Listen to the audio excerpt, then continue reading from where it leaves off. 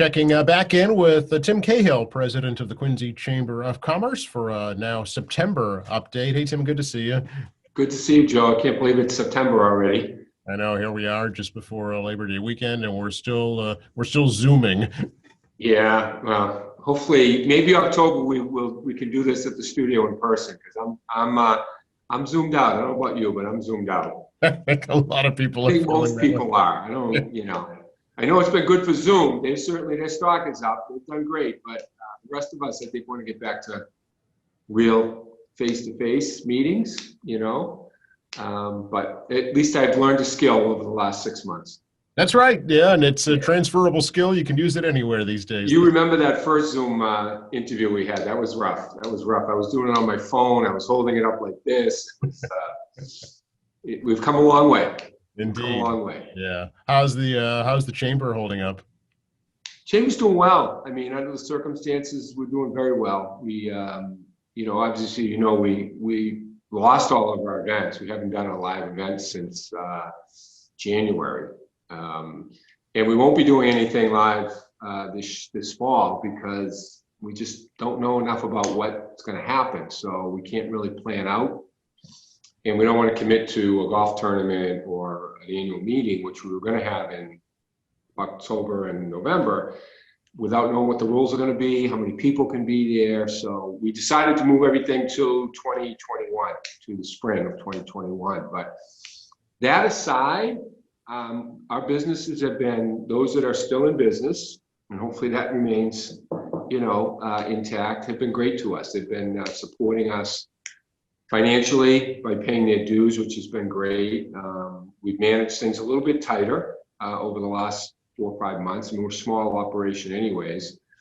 And we successfully completed a very major program for the city in our rental support fund that we did, which was, a great opportunity for us. It filled a real need. The city really stepped up big time. And we ended up, being granted almost $1.25 million. And that money went back out to renters for the months of April, May, and June. So it was a very successful program for us. It kept us very busy. Phones were ringing off the hook. But it also allowed us to help the city fill a gap. These people have been let go in restaurants just without notice. And it gave them at least a peace of mind for 3 months, allowed them to not worry about paying their rent, which I think was a great program that the mayor put together on the fly. And then I think my staff did a great job of making it work on the fly. And it was great. It was really great. And it showed people in business, a lot of small landlords, some big landlords, some businesses, restaurant business, that we were here to help. And I think that message continues, and it's really helped us solidify our place in the business community. But the question is, what's going to happen to the business community? And I'm starting to get, as we all do, we all kind of look forward to the fall. At least I do. Football season, so much for that. Good dry weather and the leaves changing. But what worries me is it gets colder, as the weather gets colder, and less certain will people continue to eat outside. Will they go back to work? Will schools start up? Because our business community, the small business in particular, is really suffering. And it's suffering quietly. There's been no protests. We don't hear them. They're not in the streets marching or protesting or rioting or looting. In fact, many of them, not in Quincy, but across the country, are defending their properties and their businesses. So it's frustrating. I'll tell you, I can't get over the frustration I feel, not for us in the chamber, but for what's happening. And it's a national problem. It's a state problem. The city has been fantastic in terms of support, and their hands are tied. They can't force businesses to come back to work. They're not in charge of the rules. So right now we're still limited with, half seating inside, you make appointments for everything. And you know what we're like. You know what Americans are like. We just like to do things. I need a haircut. I have to plan now when I get a haircut, and I'm not used to it. Now that's a small thing for me, but it makes it tougher for the business, because instead of just getting walk-ins and being able to do 5 haircuts in an hour and make some money, they're stuck to making 2 haircuts in an hour. And people, I know I don't do spur of the moment things like stop by at a restaurant for a cocktail or go out to dinner or go out and buy stuff, because I'm not out that much. And, you know, it's just, it's not natural. It's not natural for the way we do it. So I'm very concerned as we go into the fall in terms of what the condition of our business community. I don't think government can do any more, you know, financially, except just step back and let the businesses protect their customers, which they're pretty good at doing. I mean, that's their goal, that's their job. If their customers get sick, their business is gone, shut down. So there's been a few, you know, restaurants / bars that have closed because they weren't protecting their customers. You know, their employees were coming in sick. But that's been such a small part of this that you wish that the majority would be rewarded rather than the minority being punished. So, I mean, I like to be more optimistic going into the fall, but without the sort of movement from the government side, a little more loosening of the standards, allowing the businesses to do what they do. I'm nervous about it. So we'll see. Yeah, I know a lot of eyebrows raised, my own included, earlier this week when we heard the Fours in Boston, you know, was closing down. That really has been an institution, and I think that was really indicative of how, you know, prevalent and how serious restaurants are trying to get through this whole crisis. Yeah, and I think part of that problem, again, it's a misperception that because there's no sports going on in-house, Bruins aren't playing at the Garden, Celtics aren't playing at the Garden, that so what? The millionaire players and the billionaire owners, you know, they can, you know, they'll be fine, and they will be. But it misses the point that you've got all these restaurants like the Fours that rely on, you know, 41 games a year from the Celtics, 41 games a year for the Bruins. We had a number of people in our program, our rental support program, that generally went from Aramac, which runs the Garden, or the Garden, I don't know who runs the Garden, to Aramac, who runs the Fenway Park. So they're seasonal. You know, they work from one place to the other. It's either a second job or in many cases a first job. They're immigrants or they're new to America. They don't speak, you know, their English is challenged, but they're working really hard. Those are the people that get hurt. Yep. You know, they get hurt. I mean, the good news there is the Fours are still moving on in Quincy, staying here, doing really well in their location with outdoor seating. But again, it's not, you know, thank God there's outdoor seating here, and thank God Quincy's been, you know, safe for the, you know, for businesses and stuff. But that's just indicative of what's going to happen. The Poor Yard in Boston just closed down, and you're going to see more of it. And in these places that depend on a lot of activity, office workers, sporting events, parades, things that, you know, we do, they're going to get hurt, and it will be a little at a time, but I think you're going to see more of it, especially after the holidays. If this doesn't pick up during the holidays, then it's going to be a long, cold winter for a lot of businesses. And, you know, you look at, I know from my experience, you know, in the food business, and you go 4 or 5 months without being open. I mean, the rents still due.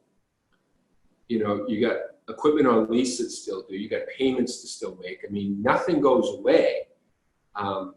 Maybe your payroll goes away, but that's it. But you know, it's just not you can't run a country this way, and you can't run a state this way for long. And it is, and it's sad. You saw that the outpouring of, and it's not because.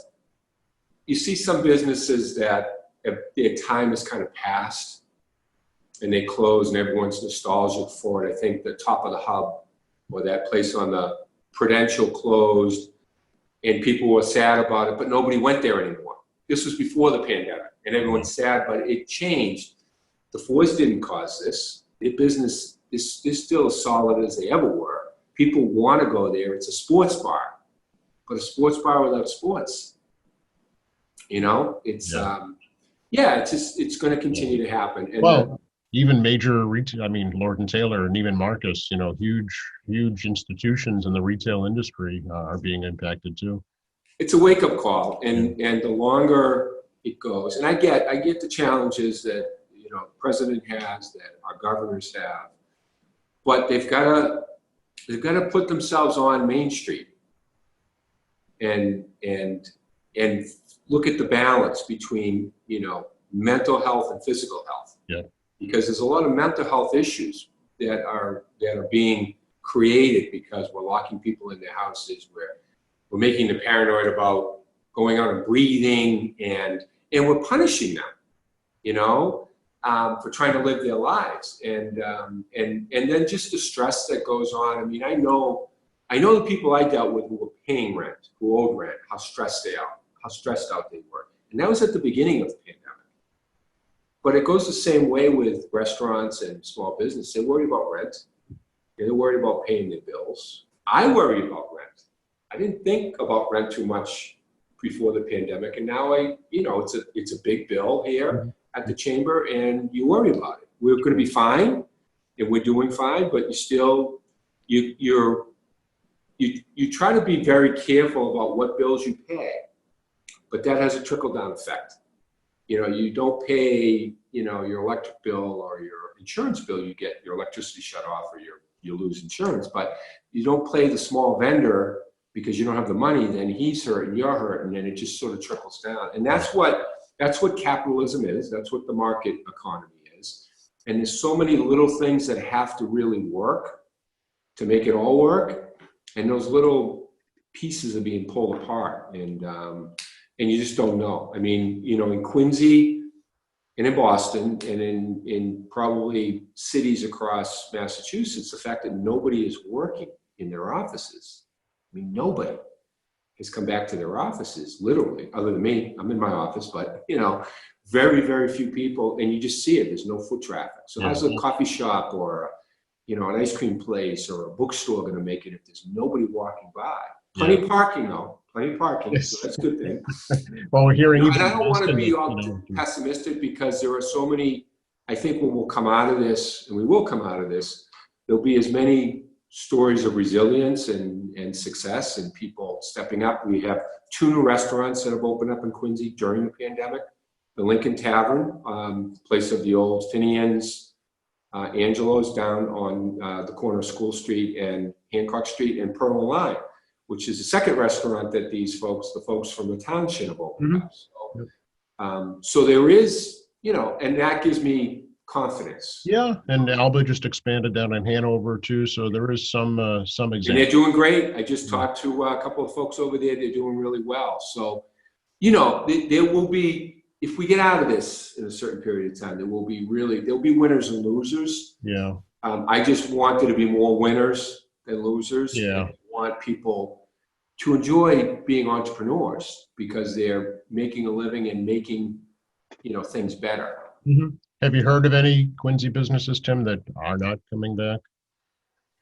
Not off the top of my head. And usually you hear about it when it happens or after it happens. But no, I think that if government allows these businesses to open and gives them more opportunity to fill their spaces, I think you'll see people really try to make it in the fall and through the holidays. Mm-hmm. The question is, if they can't make it through the fall and the holidays, I think you'll see it in the winter. January, February, March are usually quiet anyways. Yeah. For retailers, for restaurants, for small shops, because it's after the holidays. I worry about Christmas, and I don't want to sound like Scrooge here, but I worry about, are we going to be able to celebrate Christmas? Are people going to feel comfortable? There's a lot of money out there, a lot of pent up demand. I mean, one good thing is there's a lot of savings now that people didn't have before the pandemic. So that's a good sign.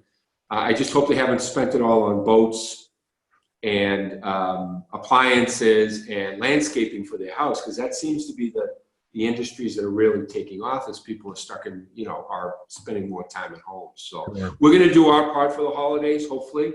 And again, I don't know if you can hear this on Zoom, but I'm knocking wood every time I say this. We have our winter market coming up. Oh, right. Yeah. After Thanksgiving. We just put out a notice to potential vendors. We're going to do it at the new Civic Square behind the Fours this year, and it's going to be outdoors. Oh, okay.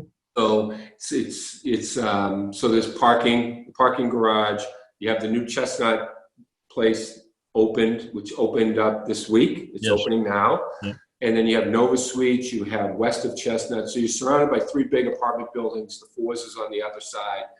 And you have, $1 an hour parking. So we're hopeful that because we'll be outside, we'll be able to load it up with vendors and get people to spend some of their money in downtown Quincy and help small businesses. And those, sort of the pop-up shop vendors and some of these folks, I think can really benefit from it if we're allowed to do what we want to do. But I'm very excited about it. It'll be really cool. It's a great space. We'll have it all lit up. Probably have it under a tent, but it will be open. Gotcha. So it might be a little cold, but it's winter. And I think the atmosphere is going to be great. And I'm looking forward to that. And that's going to be our first, and I would say it's really, when you look at January, it'll be probably our first and last event, our last, but only our second event in the whole year of 2020. We had our last one in January or February, and then we'll have the most recent one, and then this one will be in starting on the Friday after Thanksgiving. So it's going to be great. If people are interested as vendors, they can contact us, reach out to us here at the Chamber. There's an easy application to fill out. We already got 25 in the first couple of days. Oh, good. Okay. Fill out applications. So we're going to be open Friday, Saturday, and Sunday every weekend between Thanksgiving and Christmas. Okay. Yeah, that's going to be Kilroy Square, according to the map. Yes. Yeah. Yes, exactly. Hasn't been officially christened yet because that was a victim of COVID. Right. Scheduled to be christened in April, and like everything else, it kind of got pushed off. But we're gonna. It's just the city has been a great partner to us, as you know, and they support us wholeheartedly. They're allowing us to use the space, and it's built for that. There's already lights on the trees.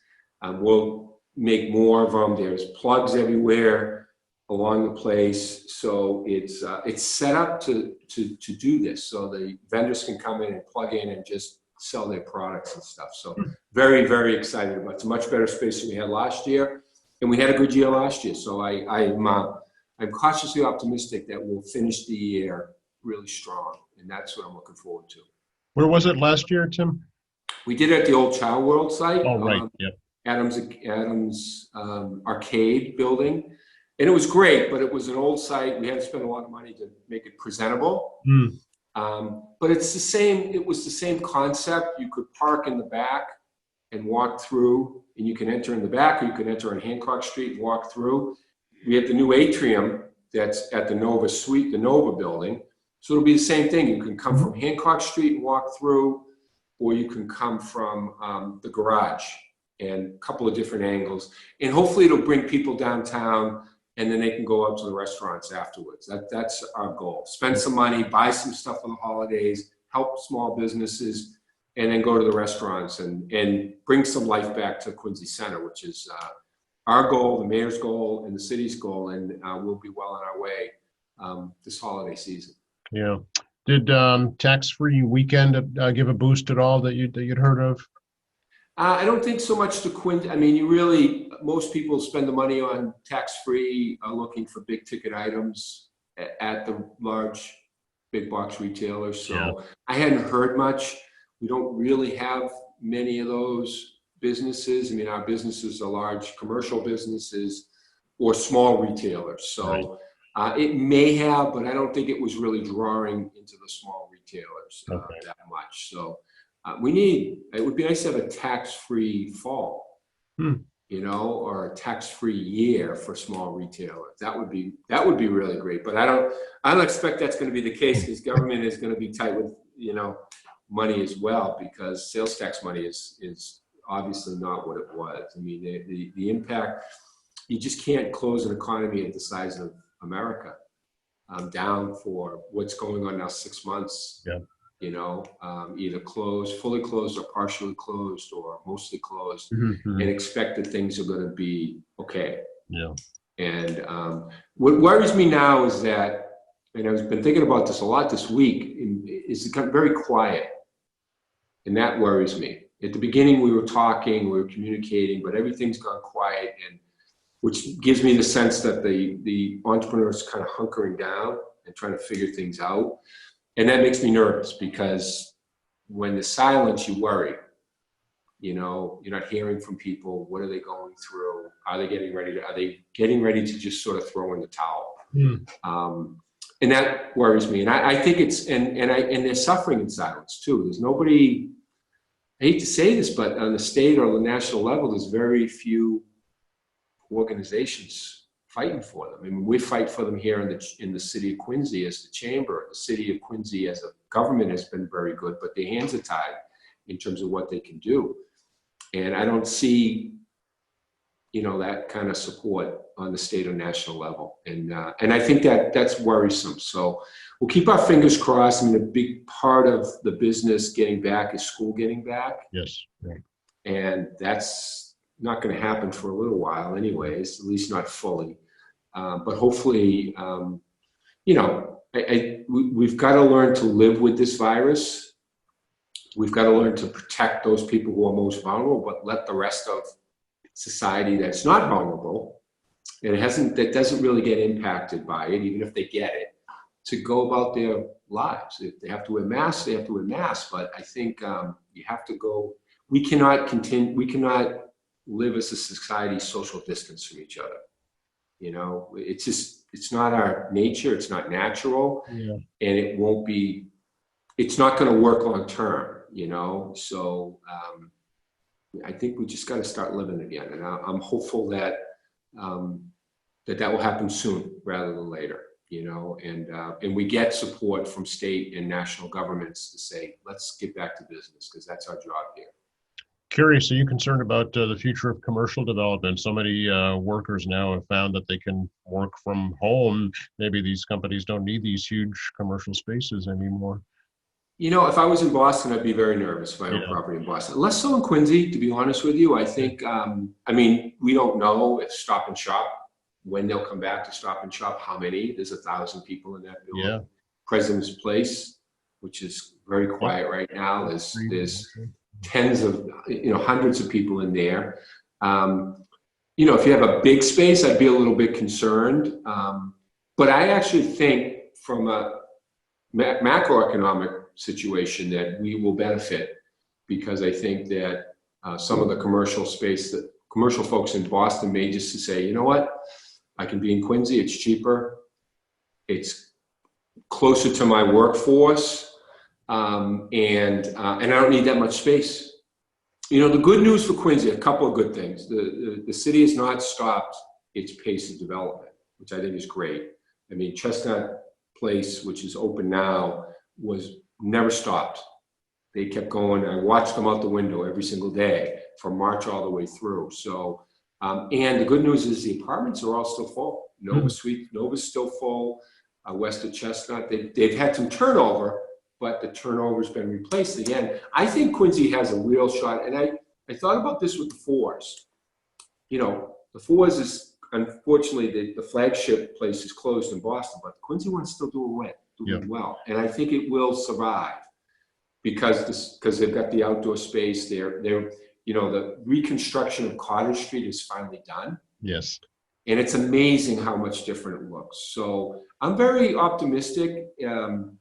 Economically too, I think the city, will survive this tax revenue wise, because there's a lot of new growth and people are still paying their property taxes, which fuels most of government spending.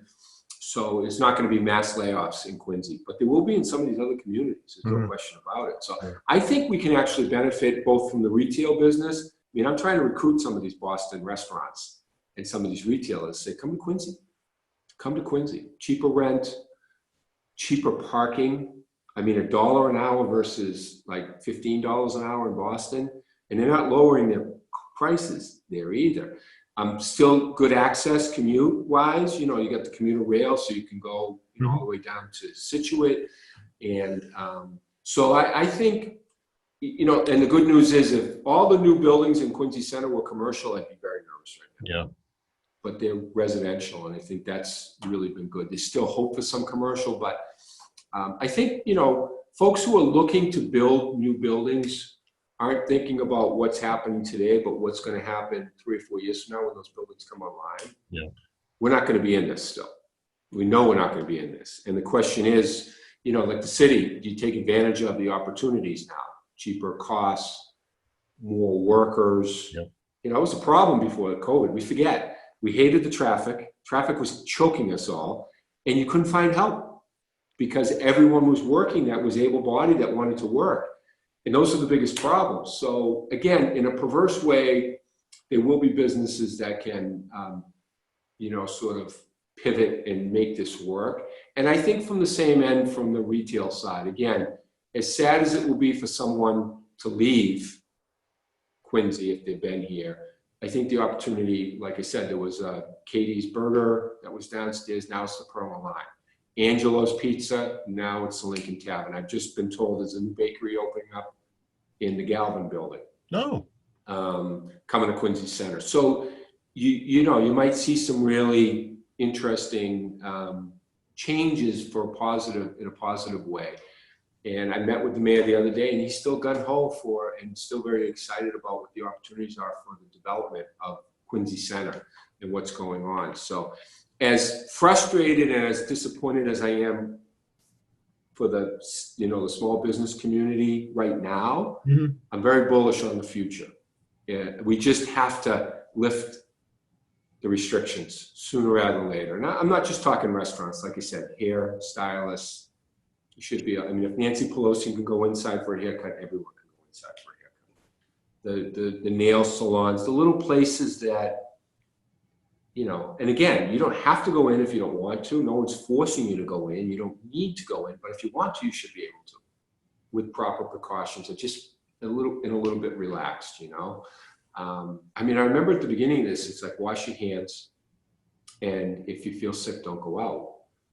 And I think those are still the two most important things you can do. Is wash your hands, and if you feel sick, do not go out. Doesn't mean you have to quarantine for 14 days. Just don't go out until you feel better, you know? And that's common sense, and I think common sense can beat this virus and turn things around.